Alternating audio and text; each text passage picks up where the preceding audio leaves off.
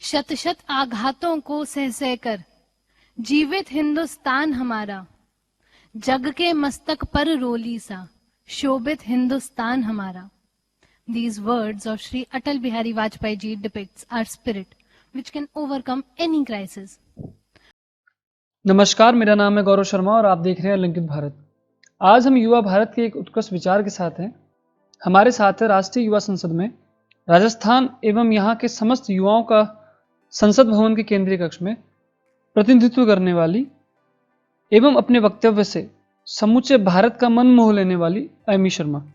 आज हम एमी शर्मा के घर मौजूद हैं और उनके इस अनुभव के बारे में उनसे और उनके परिवार से जानेंगे. तो आइए सुनते हैं उनसे बातचीत के कुछ अंश.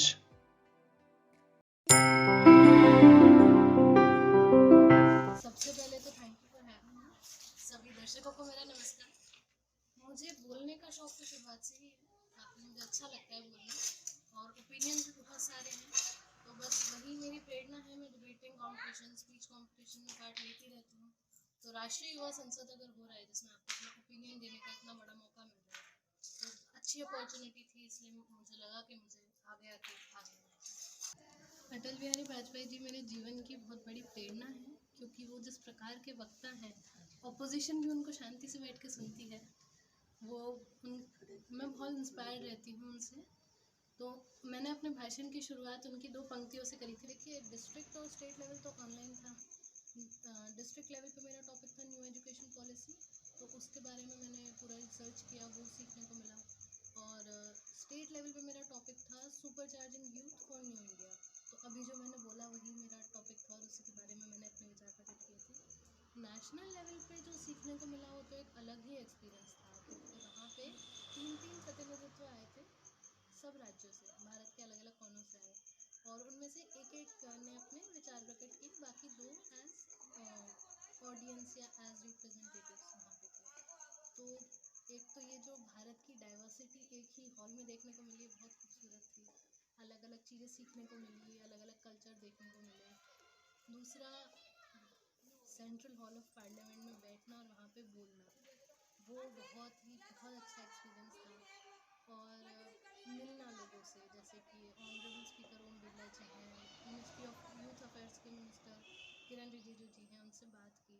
तो उनसे बात करके आपको पता पड़ता है कि इतने बड़े लोग हैं, इतने अच्छे स्तर पे हैं, लेकिन फिर भी इतने ग्राउंडेड हैं, इतने हम्बल हैं. तो उनसे प्रेरणा मिलती है कि आपको एक्चुअली में इंसान कैसा होना चाहिए. वहाँ पे सभी युवाओं से बात करके आपको बहुत कुछ सीखने को मिलता है. मेरी रूममेट जो थी वो त्रिपुरा से थी, तो उनसे वहाँ का कल्चर जानने. अगर आपको मौका मिले राजनीति में अपने हाथ आजमाने के तो क्या आप हाथ आजमाना चाहेंगी? और जैसा आपने कहा कि डिबेट और बोलने के लिए आप प्रखर वक्ता तो हैं ही, तो क्या आप राजनीति में भी अपना भविष्य तलाश लेंगे?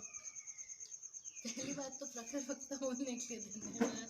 मैं बस अपने विचार रखती हूँ, जो विचार मेरे अंदर पहले से ही है. जहाँ तक राजनीति का सवाल है, मैं 20 साल की हूँ. 25 साल से पहले कर नहीं सकती. मेरे पास 5 साल है सोचने के लिए. मौका मिला तो ज़रूर करना चाहूँगी क्योंकि अगर हर कोई ये समझे कि नहीं है तो हम नहीं करेंगे तो फिर देश का सुधार कैसे होगा. तो मैं पहले ये देखना चाहूँगी कि क्या मैं उस लायक हूँ, क्या मैं पॉलिसी मेकिंग में जा सकती हूँ.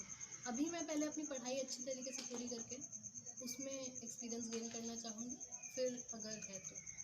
ये सवाल हमारा तभी था क्योंकि सेंट्रल हॉल में आप थे, नज़दीक ही संसद भवन है और वहाँ पे सब सांसद लोग बैठे होंगे, तो एक आएगा विचार तो कि हाँ कि मुझे जाना है. कुर्सी ही बड़ी अच्छी थी. वापस जाना बिल्कुल चाहूँगी, जाना चाहूँगी, पर अभी नियर फ्यूचर में तो नहीं सोच सकती. एज भी नहीं है. और राजनीति में जाना, उससे पहले खुद को प्रिपेयर करना वहाँ पे जाने के लिए, वो ज़्यादा ज़रूरी है. तो पहले मैं वो सब सीखना चाहूँगी ताकि मैं उस लायक बनूँ कि मैं राजस्थान का प्रतिनिधित्व एक्चुअल में कर पाऊँ. तो मैं पहले वो करना चाहूँगी, फिर राजनीति में जाना चाहूँगी. हम कैसे और युवाओं को इसके लिए प्रेरित कर सकते हैं कि वो भी इस कार्यक्रम से जुड़े? और जैसा हमने कहा कि फिट इंडिया जो मूवमेंट है, ये सब इसके विषय थे, तो इन सब में युवाओं की भूमिका किस तरह से हो सकती है? और हम जब बात कर रहे हैं कि सबसे युवा देश की हम बात करते हैं, तो फिर ये चीज़ें हमारे ऊपर बहुत ज़्यादा बढ़ जाती है. इसके लिए आप क्या कहना चाहेंगे? युवाओं को जागरूक करने में तो आप जैसे लोग बहुत अच्छा काम कर रहे हैं, क्योंकि जर्नलिज्म से बेहतर क्या हो सकता है। और अपने देश को ज़रूरत भी है अच्छे जर्नलिस्ट की, जो सॉल्यूशन ओरिएंटेड न्यूज़ सुनाएं, जो सही न्यूज़ और अच्छी न्यूज़ को आगे तक ले जा सके। तो वो आप काम बहुत अच्छे से कर ही रहे हैं ऑलरेडी, आगे भी करेंगे। और उसके अलावा केवल अवेयर होना मेरे अनुसार काफ़ी नहीं होता। आपको एक टॉपिक के बारे में पता है, आपने अपना ओपिनियन बना लिया, वहाँ तक रुकना नहीं चाहिए। आपको उस टॉपिक का नॉलेज होना चाहिए, तभी आपको ओपिनियन बनाना चाहिए। क्योंकि सोशल मीडिया से न्यूज़ हर किसी तक पहुँच जाती है, पर अपन कोई एक हेडलाइन पढ़ के अपना ओपिनियन बना ले, ये सही है या ये गलत है। उससे ज़्यादा मुझे लगता है कि युवाओं को एक खुद में जिम्मेदारी फील होनी चाहिए कि हम जो टॉपिक के बारे में सुन रहे हैं उसका नॉलेज लें और फिर अपना ओपिनियन फॉर्म करें। दूसरा, युवाओं की जिम्मेदारी है कि राजनीति में उनको इंटरेस्ट लेना चाहिए सबसे पहले तो, ताकि वो जब वोट करे तो जिम्मेदारी से वोट करे।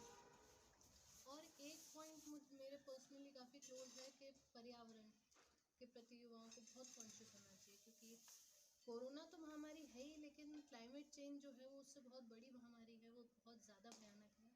तो युवा जब फ्यूचर हैं देश का ही नहीं पूरे वर्ल्ड का, तो उनको सबसे ज़्यादा इस विषय पर जागरूक होना चाहिए कि हम अपने पर्यावरण को स्वच्छ रखें और अच्छा रखें। अगला सवाल ये है कि जब आपके पास पावर होगी या फिर आपके अंदर वो क्षमता होगी, आप उस लायक होंगे, कोई आप परिवर्तन ला पाएँ या कोई फैसला ले पाएँ, तो पहला फैसला या पहला कदम आप किस और लेना चाहेंगी? पहला कदम मेरा शिक्षा की ओर होगा कि शिक्षा, क्वालिटी एजुकेशन हर किसी तक पहुँचे, हर बच्चे तक पहुँचे, ये उनका हक हो। ये मेरा पहला कदम होगा। न्यू एजुकेशन पॉलिसी के साथ बहुत सारे अच्छे बदलाव पेपर पे तो आ चुके हैं, लेकिन मेरे हिसाब से अपने देश में बहुत बड़ी दिक्कत है कि पेपर पे पॉलिसी अच्छी बन जाती है, इम्प्लीमेंटेशन ग्रास रूट लेवल तक आते आते दिक्कत होती है। क्योंकि देश भी बहुत बड़ा है, जनसंख्या भी बहुत ज़्यादा है, लेकिन एजुकेशन अभी तक अपना देश उसमें पीछे है। ये मुझे बुरी लगती है बात। उतनी जो न्यू एजुकेशन पॉलिसी के साथ चेंजेस आए हैं, वो मैं चाहती हूँ उतनी ही अच्छी तरीके से इम्प्लीमेंटेशन स्टेज तक भी आ पाए, तो मैं उस डायरेक्शन में भी काम करती हूँ। न्यू एजुकेशन पॉलिसी पर भी हम कभी बात करेंगे। ये बहुत अच्छा विषय है। कभी दोबारा अवसर मिला तो हम जरूर आपसे इस विषय पर बात करें। वुमेन एम्पावरमेंट जो हमारा एक देश का अभी भी राजनीतिक मुद्दा कहें या फिर एक बहुत बड़ा विषय कहें, या कमी भी इसको कह सकते हैं, कि आज भी वुमेन एम्पावरमेंट के नाम पर बहुत बड़ी बड़ी बातें हो रही हैं। तो आप हमें ये बताइए कि क्या इस विषय की ओर क्या उसी तरीके से काम भी हो रहा है या नहीं हो रहा है, पर उतनी गति से नहीं हो रहा है जिस गति से उसको होना चाहिए। क्योंकि जिस औरतों की सेफ्टी पर ही अब अभी अपन बात कर रहे हैं, एम्पावरमेंट तो आगे की बात हो गई। तो औरतों की सेफ्टी और उनका जो एनरोलमेंट रेशियो है, चाहे आप एजुकेशन में कहिए, जॉब्स में कहिए, अभी तक भी हम बेसिक राइट्स के लिए ही लड़ रहे हैं। तो उसके लिए सबसे पहले तो समाज की सोच में बदलाव वो बहुत ज़्यादा ज़रूरी है मेरे हिसाब से, कि हर कोई इस बात को समझे कि कोई किसी से आगे या कम नहीं है, हर इंसान इंसान है और आप इंसान की तरह ही देखें। तो कभी भी ऐसा नहीं होना चाहिए कि अपन सोच रहे हैं डिसीजन लेने से पहले कि अरे लड़की है या लड़का है। वो समाज की सोच में एक बदलाव बहुत ज़्यादा ज़रूरी है, जो कि शिक्षा से आ सकता है। तो इसीलिए मैं शिक्षा के उसमें काम करना चाहूँगी, ताकि लड़कियां भी आगे आएँ और पढ़ें। दूसरा, कोई भी क्राइम अगर विमेन के अगेंस्ट हो रहा है, विमेन ही क्यों, कोई भी क्राइम अगर हो रहा है, तो उसके लिए लॉ बहुत सख्त होनी भी चाहिए और उसको इम्प्लीमेंट भी होना चाहिए। ये दो चीज़ें हैं जो मैं चाहूँगी, जिससे भला होगा शायद। और समाज की सोच में बदलाव तो आपके और मेरे जैसे युवाओं के हाथ में ही है। आप खुद जागरूक बने, अपने आसपास वालों को जागरूक करें, तो धीरे धीरे देश भी जागरूक बन जाएगा। और एक बड़ी बात और है कि अपने भविष्य के लिए फैसले लेने की जो आज भी जिम्मेदारी है एक लड़की के लिए, उतना आसान नहीं होता है कि वो अपने भविष्य के लिए फैसले खुद कर पाए। या तो आप अपना अनुभव इस और कि आप भी जयपुर में बैठे और जयपुर में जाके आप इंजीनियरिंग की पढ़ाई करेंगे, तो हम कह सकते हैं कि हमारा परिवार शिक्षित है, उन्होंने अलाउ किया है। लेकिन आज भी देश की ये बड़ी समस्या है कि एक सोच जो है कि नहीं, बेटी को बाहर नहीं भेज सकते हम पढ़ने के लिए। तो ये भी एक बहुत बड़ी कमियां है हम सबकी।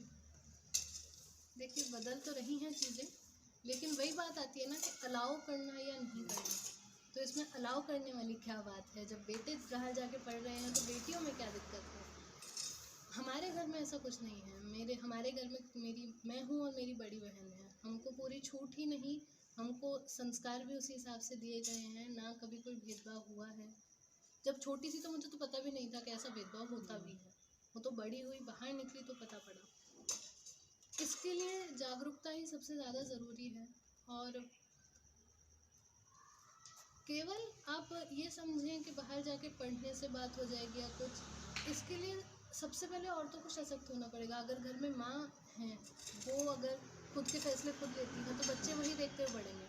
दूसरा, केवल लड़कियों को नहीं सिखाना, आप अपने बेटों को भी सिखाइए। वही माँ बाप दोनों अपने बेटों को भी सिखाएं कि नहीं है ऐसी चीज़ें। तो धीरे धीरे करके समाज की इकाई परिवार है, परिवार से ही बदलेगा ऊपर तक। तो धीरे धीरे समाज में परिवर्तन आता जाए, जो कि शिक्षा सबसे ज़्यादा होगा। दूसरा, माँ बाप जागरूक होंगे तब होगा। दूसरा, अपन लोग जो अपने आसपास चीज़ें होती हैं वो बदले होनी। पिक्चरों में ऐसा नहीं दिखाया जाए, ऑब्जेक्टिफिकेशन ना हो, क्राइम ना हो। जो अपने आसपास ही चीज़ें देखते हैं बच्चे, जो देख के बड़े होंगे वो बड़े होकर वही करेंगे। तो उन चीज़ों में बदलाव होना चाहिए, जो हर जने को करना चाहिए, सरकार को भी करना चाहिए। हो भी रहा है पर धीरे हो रहा है। एमबी जी, हम आशा करते हैं कि आपके विचार देश और समाज तक पहुँचे और वे उसे अपने दिलो दिमाग में एक सकारात्मक रूप से बैठाएं। और आशा करते हैं हम आपके सुनहरे भविष्य के लिए। और धन्यवाद, और हमारी ओर से बहुत बहुत शुक्रिया। बहुत बहुत thank you for having me and for this beautiful conversation. बहुत अच्छा लगा। बहुत मतलब बहुत ज़्यादा खुशी, बहुत से भी बहुत ज़्यादा जो थी वो खुशी का एहसास कराया हमें। बहुत गौरवान्वित फील कराया हम सभी को, और हम ही नहीं पूरा परिवार इसके लिए बहुत गर्व से कहता है हमारी बेटी गई संसद में। मुझे तो बहुत अच्छा लगा कि आज इतनी होशियार हो गई मेरी बेटी की संसद में, वहाँ जाके सबके सामने बिना झिझक के कुछ भी रुके कटे शब्द बोलने के बजाय पूरी तन्मयता से इसने अपना भाषण शुरू किया था, और पूरा भाषण ऐसे ही करा। इससे हमें इसको देख के तो हमें बहुत गौरवान्वित महसूस करते हैं, और इसके उज्जवल भविष्य की कामना करते हुए ये इसको आशीर्वाद देते कि इसी तरह से बढ़ोतरी करती जाए आगे आगे आगे। इसको टीवी पे जाते हुए देख के एक ऐसी खुशी हुई थी ना अंदर से, जैसे इसको एक्सप्लेन नहीं कर सकते। It's unexplainable feeling. बुआ दादियाँ एक थी मतलब अब तो, बट वो हमारी सरला ठकराल उनका नाम था। वो देश की पहली इंडियन लेडी पायलट थी। तो इट वॉज एन